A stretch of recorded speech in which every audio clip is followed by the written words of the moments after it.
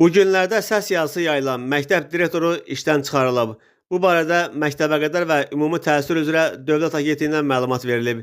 Bildirilib ki, Bakı şəhəri 207 nömrəli tam orta məktəbin direktorunun yayılmış səs yazısı ilə əlaqədar olaraq araşdırmalar aparılıb.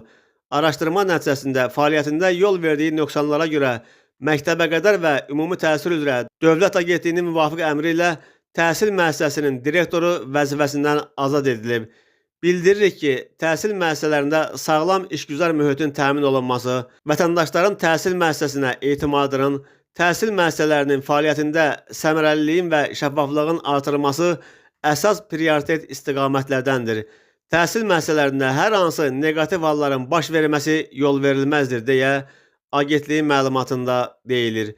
Qeyd edək ki, bir neçə gün öncə sosial şəbəkələrdə Bakı şəhərində yerləşən 207 nömrəli tam orta məktəbin direktoru Yaqut Museyevliyə məxsus olduğu iddia edilən səs yazısı yayılmışdı.